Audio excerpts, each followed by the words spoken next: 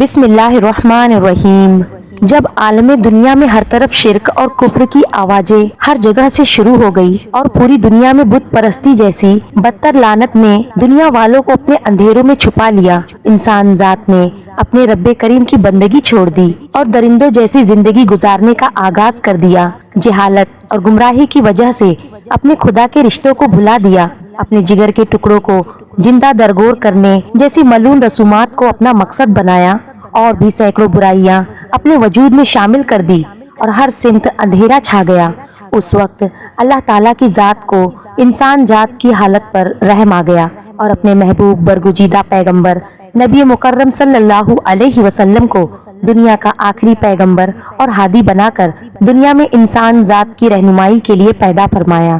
جب نبی مکرم صلی اللہ علیہ وسلم نے اپنی زبان اطہر سے اپنے پروردگار عالم کا پیغام لوگوں تک پہنچانا شروع کر دیا تو ہر طرف سے اس رسول مکرم صلی اللہ علیہ وسلم کو لوگوں نے اس پیغام سے روکنے کی کوشش شروع کر دی، اور جس شخص نے آپ صلی اللہ علیہ وسلم کے پیغام کو قبول کیا اس پر مصیبتوں کے پہاڑ گرانے شروع کر دیے اور طرح طرح کی اذیت دینا شروع کر دی۔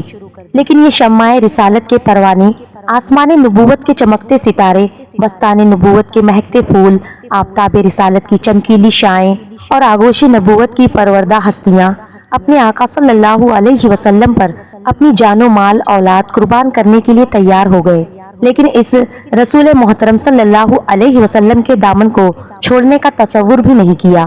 اس وقت رب کائنات نے ان مقدس ہستیوں کے متعلق ارشاد فرمایا، یہی وہ لوگ ہیں جن کو اللہ تعالیٰ نے ہدایت دی اور یہی عقل والے ہیں۔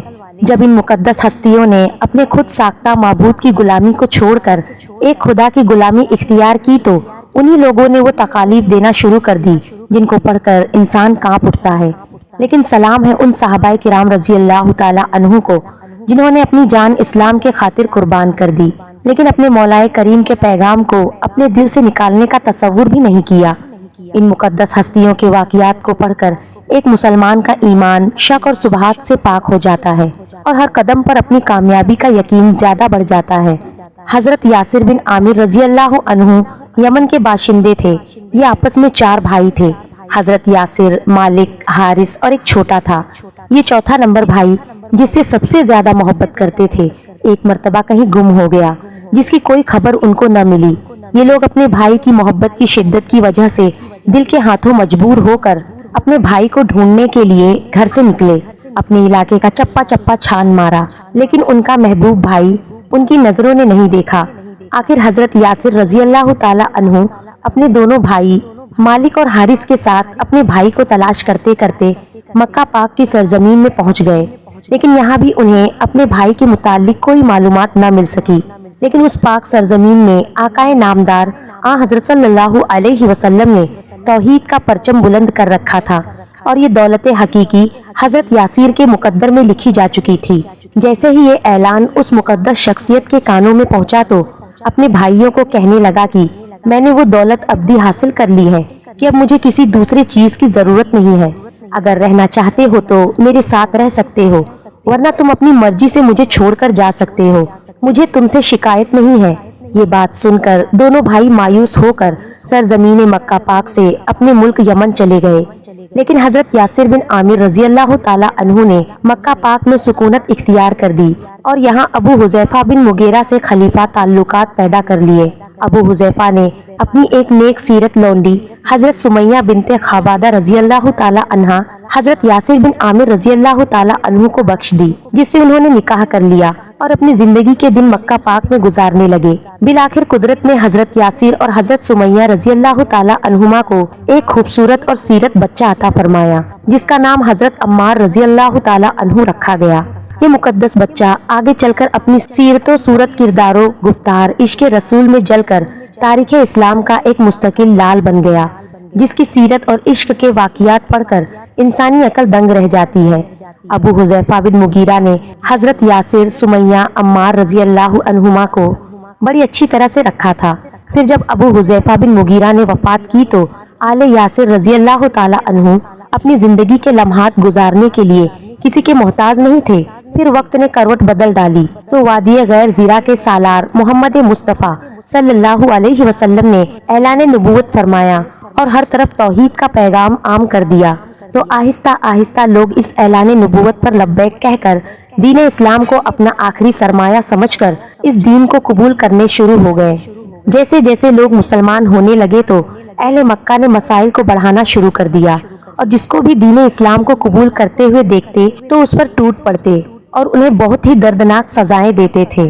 کسی کو مکہ کی ریتیلی زمین پر لٹا کر اس کے سینے مبارک پر بڑے پتھر رکھ دیتے تھے، کسی کو ناک میں دھواں دیتے تھے، کسی کو گلیوں میں گھسیٹتے رہتے تھے، کسی کو لوہے کی زرہ پہنا کر انگاروں پر ڈال دیتے تھے، وغیرہ وغیرہ۔ ایسی عبرتناک سزائیں فقط اس لیے دی جاتی تھی کہ لوگوں تم فقط بتوں کی عبادت کرو، اللہ تعالیٰ کے پیغام کو چھوڑ دو۔ لیکن جب سے سزائیں بڑھنے لگی تو حلقہ اسلام میں لوگ بھی زیادہ شامل ہونے لگے، اور توحید کے پرستاروں نے عزائز کفار کو دیکھ کر اپنا جان مال اولاد قربان کر دیا۔ لیکن اب ان ظالموں سے آنکھوں میں آنکھیں ملا کر فرماتے تھے، اب دنیا کی کوئی طاقت ہمارے سینوں میں سے دین اسلام کی محبت کو مٹا نہیں سکتی، تمہاری یہ سزائیں ہمارے ایمان کو متزلزل نہیں کر سکتی، تم اپنا بدترین کام کرتے رہو، ہم اپنی جان قربان کرنے کے لیے تیار ہیں۔ اب جیسے ہی کفار مکہ کو حضرت یاسر و سعید و عمار رضی اللہ تعالی عنہما کے مسلمان ہونے کی خبر ملی تو بنی مخزوم کے لوگ غیظ و غضب میں جل اٹھے اور اپنے ناپاک ارادوں کی تقلیل کے لیے آل یسیر رضی اللہ تعالی عنہ پر تکالیف کا دائرہ بڑھا دیا۔ ان توحید کے متوالوں کو اتنا مارتے تھے کہ ان کا جسم مبارک خون میں سرخ ہو جاتا تھا۔ پھر کفار کہتے تھے کہ اب بتاؤ ایمان کو چھوڑتے ہو یا نہیں؟ اگر نہیں چھوڑو گے تو ہم تمہیں ایسی عبرتناک سزائیں دیں گے کہ لوگوں کے لیے مثال بن جاؤ گے۔ جب کفار مکہ یہ اپنا ناپاک ارادہ ظاہر کرتے تھے تو یہ تینوں فرماتے تھے کہ محمد صلی اللہ علیہ وسلم پر ہماری 1000 جانیں بھی قربان ہیں، اگر ہم اسی حالت میں بھی فوت ہو گئے تو ہمیں موت سے کوئی شکوہ نہیں، بلکہ ہم فخر سے کہیں گے کہ محبوب صلی اللہ علیہ وسلم کے قدموں میں قربان ہوئے ہیں۔ یہ جواب سن کر کفار جل جاتے تھے، پھر ان کو لکڑیوں، گھوسوں اور لاتوں سے اتنا پیٹتے تھے کہ یہ مظلوم بے ہوش ہو جاتے تھے۔ پھر جب ہوش میں آتے تھے کفار پوچھتے تھے، بتاؤ اب کیا ارادہ ہے؟ اذیت برداشت کرنے کا شوق ہے یا ایمان چھوڑتے ہو؟ یہ سن کر یہ مجاہدین نبی کریم صلی اللہ علیہ وسلم فرماتے تھے کہ دامن مصطفیٰ کو ہم کیسے چھوڑ دیں، ہمارا اتنا کمزور ایمان نہیں۔ ایک مرتبہ ظالم کفار کے ہاتھوں سے یہ تینوں اذیت ناک سزائیں جھیل رہے تھے تو وہاں سے ہادی حق حضرت محمد صلی اللہ علیہ وسلم کا گزر ہوا۔ ان کی مظلومیت اور بے کسی دیکھ کر آپ کا دل بھر آیا تو فرمانے لگے، اے آل یسیر صبر کرو، تمہاری جگہ جنت ہے۔ ایسی بدتر سزاؤں سے بھی کفر کا سینہ ٹھنڈا نہیں ہوا۔ کفار مکہ کے سردار ابو جہل نے حضرت بی بی سمیہ رضی اللہ تعالی عنہ کو فرتے غضب میں سب و شتم کی بوچھار کی اور پھر اس مظلوم عورت کو برچھی مار کر شہید کر دیا، اور یوں حضرت بی بی سمیہ رضی اللہ تعالی عنہا تاریخ اسلام کی پہلی شہید خاتون بن گئی۔ کروڑوں سلام اس کی ضرورت پر کہ اپنی جان تو دے دی لیکن اپنے محبوب صلی اللہ علیہ وسلم کے دامن کو چھوڑنے کا تصور بھی نہیں کیا، اور تاریخ کے ورقوں کو چھوڑنے کا تصور بھی نہیں کیا، اور تاریخ کے ورقوں میں اپنے عمل سے یہ ثابت کر دیا کہ ظالم کسی کے دل پر حکومت نہیں کر سکتا۔ دل پر حکومت تو بڑی چیز ہے، کسی کے ارادوں کو بھی نہیں مٹا سکتا۔ جب یہ کربناک خبر حضرت یاسر بن عامر رضی اللہ تعالی عنہ کو ملی کہ اس کی بیوی کو ظالموں نے شہید کر دیا ہے، تو اس اندوہناک خبر سے حضرت یاسر رضی اللہ تعالی عنہ کو بہت صدمہ پہنچا، اور روتے ہوئے اپنے آقا صلی اللہ علیہ وسلم کے دربار اقدس میں حاضر ہو کر عرض کیا، یا رسول اللہ صلی اللہ علیہ وسلم، اب تو ظالموں نے ظلم کی انتہا کر دی۔ آپ صلی اللہ علیہ وسلم کی آنکھوں میں بھی آنسو آ گئے، اور حضرت یاسر رضی اللہ تعالی عنہ کو صبر کی تلقین فرمائی اور فرمایا، اے اللہ خاندان یاسر کو دوزخ کی آگ سے بچانا۔ اس واقعے کے بعد بھی ظالموں کے ناپاک ارادے ختم نہ ہوئے بلکہ اور بھی زیادہ مضبوط ہو گئے۔ پھر چشمے فلک نے دیکھا کہ کفار مکہ نے مظلوم بوڑھے یاسر رضی اللہ تعالی عنہ کو اتنا مارنا شروع کر دیا کہ آپ بے ہوش ہو گئے۔ جب ہوش میں آتے تھے تو کفار کہتے تھے، اپنا آخری انجام بھی عنقریب دیکھ لو گے، ورنہ تم ایمان کو چھوڑ دو۔ آپ فرماتے تھے، ظالموں تم میری جان تو لے سکتے ہو، میری مظلوم بیوی کو شہید کر سکتے ہو، میرے محبوب بیٹے عمار پر تکلیف کی لرز خیز سزاؤں کی داستان ہی تو قائم کر سکتے ہو، لیکن ہمارے قلوب میں میرے کریم رب نے جو اسلام کا بیج بویا ہے اس کو تا قیامت اکھاڑ نہیں سکو گے۔ गैज़ व गज़ब में जलकर मर जाओगे, लेकिन मेरे ईमान को कुछ नहीं कर सकोगे। ये सब्र के पहाड़ थे जिन्होंने इस्लाम के खातिर ऐसी सजाएं बर्दाश्त की कि अगर पहाड़ों पर गिरती तो वो भी पुर्जा पुर्जा हो जाते, लेकिन इस मर्दे हक परस्त के इरादे को मिटा नहीं सके। ये वो लोग थे जिनके लिए अल्लाह ताला ने फरमाया था कि यही सच्चे मोमिन हैं। बिलाखिर हजरत यासिर रजी अल्लाह ताला अन्हु भी उन जालिमों की सजाएं सहते सहते शहीद हो गए, लेकिन अपने महबूब आका सल्लल्लाहु अलैहि वसल्लम के दामन को अपने हाथों से नहीं छोड़ा। जब हजरत यासिर और बीबी सुमैया रजी अल्लाह ताला अन्हुमा शहीद हो गए तो अब कुफ्फार ने उनके बेटे हजरत अम्मार बिन यासिर रजी अल्लाह ताला अन्हुमा को अपनी जालिम कार्रवाई का निशाना बनाया। वही जुल्म, वही तकलीफें, वही अजियत, वही मुसीबतें हजरत अम्मार बिन यासिर रजी अल्लाह ताला अन्हुमा को देने लगे, जो उनके मजलूम वालिदैन को दे दे कर शहीद कर दिया था। अब इस तौहीद के कायल को मुशरिकीन और कुफ्फार ने भूखा प्यासा रखना शुरू कर दिया। फिर जब कुफ्फार सोचते थे कि अब ये अपना दीन इस्लाम छोड़ देगा, तो फिर आपको ऐसी दर्दनाक सजा देते थे जिसे सुनकर इंसान का रुआ रुआ कांप उठता है। ये जालिम लोग इस भूखे प्यासे शेर को गर्म रेत और दहकते हुए अंगारों पर लेटा आते थे, जिसकी आग की वजह से आपका जिस्म मुबारक जल जाता था और जिस्म से खून बहने लगता था। लेकिन इस सब्र के पहाड़ के इस्तिकलाल में जर्रा बराबर भी फर्क नहीं आता था और इसके कदम राह हक में जरा भर भी नहीं डगमगाते थे। एक मर्तबा जब जालिमों ने आपको दहकते हुए अंगारों पर लेटा रखा था, तो उस वक्त इत्तेफाक से मेरे प्यारे आकाए मौला आ हजरत सल्लल्लाहु अलैहि वसल्लम का उस जगह से गुजर हुआ। जब आपने प्यारे सहाबी हजरत अम्मार बिन यासिर रजी अल्लाह ताला अन्हु की ये हालत देखी तो आपका दिल बहुत कुढ़ा और हजरत अम्मार रजी अल्लाह ताला अन्हु के सर पर शफकत का हाथ फेरा और फरमाया, ए आग, तू अम्मार बिन यासिर के लिए इसी तरह ठंडी और सलामती वाली बन जा जिस तरह हजरत इब्राहिम अलैहिस्सलाम के लिए बन गई थी। हजरत अम्मार रजी अल्लाह ताला अन्हु ने सब्र इस्तिकामत साबरीन में याद किया जाएगा। फिर वो खुशी के लम्हात भी आ गए जब अल्लाह ताला ने अपने महबूब सल्लल्लाहु अलैहि वसल्लम को फरमाया, अब हिजरत की तैयारी करो। जब मेरे आका सल्लल्लाहु अलैहि वसल्लम को मदीना की तरफ हिजरत का हुक्म हुआ तो हजरत अम्मार बिन यासिर रजी अल्लाह ताला अन्हु को भी ये वाकया नसीब हुआ और मदीना पाक में पहुंचकर अमन की सांस ली। ये वो हस्तियां थी जिनके खून से इस्लाम के बाग की आबियारी की गई, जिसके लहू से इस्लाम पूरी दुनिया में फैला। इन्हीं के सदके हमें भी इस्लाम नसीब हुआ। बुढ़ापे के दिनों में हजरत अम्मार रजी अल्लाह ताला अन्हु की पुश्त मुबारक पर स्याह दाग नजर आते थे, जिसकी वजह से पूछने पर आप फरमाते थे, ये वो निशान है जब मुझे अंगारों पर सुलाया जाता था, गर्म रेत पर लिटाया जाता था, लेकिन मैंने सब्र का दामन नहीं छोड़ा, कभी जबान से कोई शिकवा शिकायत नहीं की। हजरत अम्मार रजी अल्लाह ताला अन्हु हिजरत के मौके पर कूबा में इस मुकद्दस मस्जिद की तामीर के वक्त पत्थर ढूंढते थे और उसकी तामीर में बढ़ चढ़ कर हिस्सा लेते थे। इस्लाम की सबसे पहली मस्जिद थी जिसकी तामीर के वक्त आप सबसे ज्यादा ईंट उठाते थे और ये रिजज पढ़ते थे, हम मुसलमान हैं, हम मस्जिदें बनाते हैं। फिर जब आप मदीना पाक में अपने महबूब आका सल्लल्लाहु अलैहि वसल्लम के दरबार अक़दस में रहने लगे तो सारी मुसीबतें, तकलीफें, अजियतें खत्म हो गई। फिर जब अल्लाह ताला ने जंगे बदर में कुफारे मक्का को जलील ख्वार किया और इस जंग में अबू जहल जैसे जालिम लोग मारे गए तो मेरे आका मौला सल्लल्लाहु अलैहि वसल्लम ने हजरत अम्मार बिन यासिर रजी अल्लाह ताला अन्हु को फरमाया कि अल्लाह ताला ने तुम्हारी माँ के कातिल का बदला ले लिया। हजरत अम्मार बिन यासिर रजी अल्लाह ताला अन्हुमा ने हुजूर सल्लल्लाहु अलैहि वसल्लम के साथ तकरीबन सब जंगों में शामिल होकर दादे सुजात हासिल किया था। आपने सैयदना सिद्दीक़ अकबर रजी अल्लाह ताला अन्हु के दौरे खिलाफत में जंगे यमामा की खून रेज जंग में वो बहादुरी दिखाई जिससे मुर्तदीन के कलेजे फट गए। उसी जंग में आपका एक कान मुबारक भी शहीद हो गया, लेकिन आपने उसकी परवाह नहीं की और कुफ्फार के सफों को उलट कर रख दिया। कई कुफ्फार आपके हाथों जहन्नुम रसीद हो गए। जब एक मौके पर मुसलमानों के कदम उखड़ से देखे तो एक बुलंद चट्टान पर खड़ा होकर ललकारा, ऐ मुसलमानों, क्या जन्नत से भाग रहे हो? मैं अम्मार बिन यासिर हूँ, इधर पलटो। इनकी ललकार सुनकर वो पलट पड़े और मुर्तदीन को अपनी तलवारों पर रख लिया। ये मर्द कलंदर, मर्द मुजाहिद, सहाबी रसूल हजरत उमर फारूक रजी अल्लाह ताला अन्हु की खिलाफत में कूफे के गवर्नर रहे और इंसाफ के तकाजे को पूरा करके दिखाया।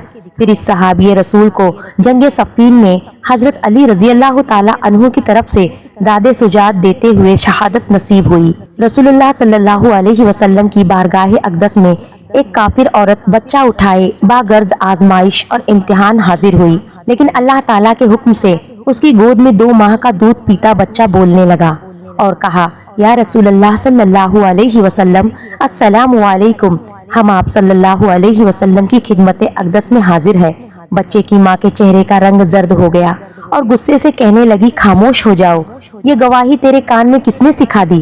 بچے نے کہا، اے میری ماں، تو اپنے سر کے اوپر تو دیکھ، تیرے سر کے اوپر حضرت جبرائیل علیہ السلام کھڑے ہیں، مثل کامل پدر کے وہ مجھے نظر آ رہی ہے۔ وہ فرشتہ مجھے وصف رسول اللہ صلی اللہ علیہ وسلم سکھا رہا ہے اور کفر اور شرک کے ناپاک علوم سے خلاصی اور رہائی دلا رہا ہے۔ رسول اللہ صلی اللہ علیہ وسلم نے فرمایا، اے بچہ، یہ بتا کہ تیرا نام کیا ہے؟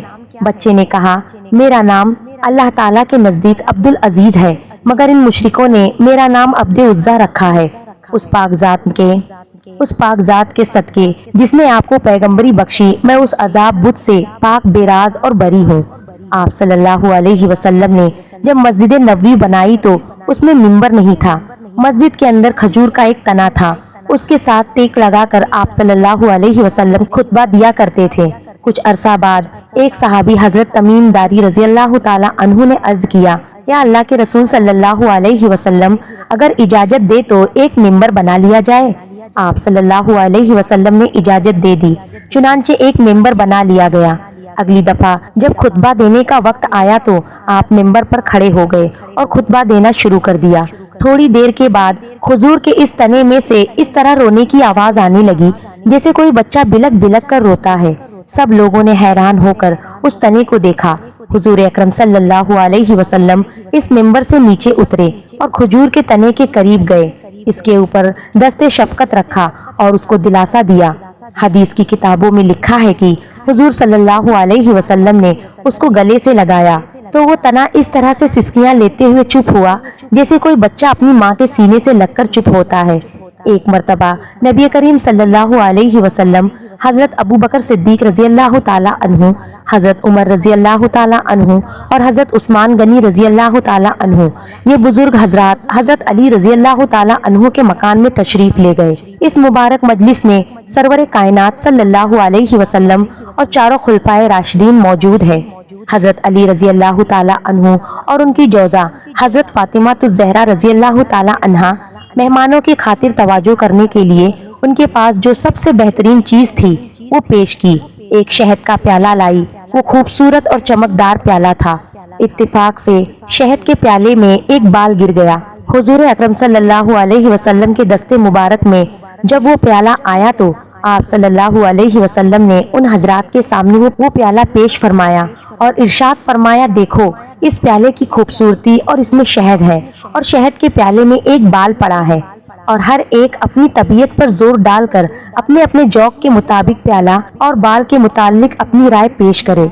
حضرت ابو بکر صدیق رضی اللہ تعالی عنہ نے فرمایا، اللہ کے رسول صلی اللہ علیہ وسلم کے نزدیک مومن کا دل تشت زیادہ روشن اور چمکدار ہے، اور اس کے دل میں جو ایمان ہے وہ شہد سے زیادہ شیریں ہے، لیکن ایمان کو موت تک حفاظت کر کے لے جانا بال سے زیادہ باریک ہے۔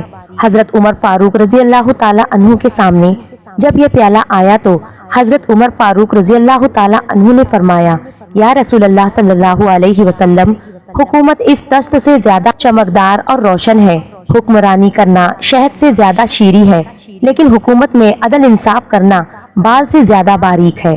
حضرت عثمان غنی رضی اللہ تعالی عنہ نے فرمایا، یا رسول اللہ صلی اللہ علیہ وسلم، میرے نزدیک علم دین دست سے زیادہ روشن اور علم دین سکھانا شہد سے زیادہ شیریں ہے، لیکن اس پر عمل کرنا بال سے زیادہ باریک ہے۔ حضرت علی رضی اللہ تعالی عنہ نے فرمایا، یا رسول اللہ صلی اللہ علیہ وسلم، میرے نزدیک معزز مہمان دست سے زیادہ روشن ہے اور ان کی مہمان نوازی شہد سے زیادہ شیریں، اور ان کو خوش کرنا بال سے زیادہ باریک ہے۔ حضرت فاطمہ الزہرا رضی اللہ تعالی عنہا فرماتی ہے، عورت کے حق میں حیا اس دست سے زیادہ روشن اور چمکدار ہے، اور اس کے چہرے پر پردہ اس شہد سے زیادہ شیریں، اور ایک غیر مرد پر نگاہ نہ پڑے اور مرد کی اس پر نگاہ نہ پڑے، یہ بال سے زیادہ باریک ہے۔ حضور اقدس صلی اللہ علیہ وسلم نے فرمایا، اللہ کی معرفت اس دست سے زیادہ روشن ہے، मवाफित इलाही से आगाह हो जाना, खरफत इलाही हासिल हो जाना इस शहद से ज्यादा शीरी है, और अल्लाह की मारिफत के बाद उस पर अमल करना ये बाल से ज्यादा बारीक है। हजरत जिब्राइल अलैहिस्सलाम ने फरमाया, मेरे नजदीक राह खुदा तश्त से ज्यादा रोशन है, और अल्लाह की राह में अपनी जानो माल कुर्बान करना, जिहाद करना शहद से ज्यादा शीरी। और इसके बाद फरमाया, इस पर इस्तिकामत मौत तक राह खुदा में चलते रहना बाल से ज्यादा बारीक है।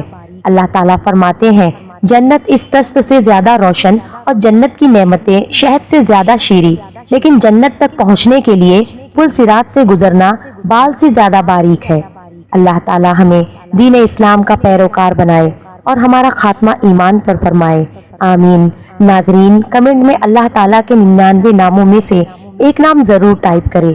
मोहतरम नाजरीन, उम्मीद है कि आपको हमारी ये वीडियो पसंद आई होगी। ऐसी और इस्लामी वाक़ियात और मालूमात हासिल करने के लिए हमारे चैनल को जरूर सब्सक्राइब करें और दिल इजाजत दे तो वीडियो को दूसरों तक लाजमी पहुँचाएं।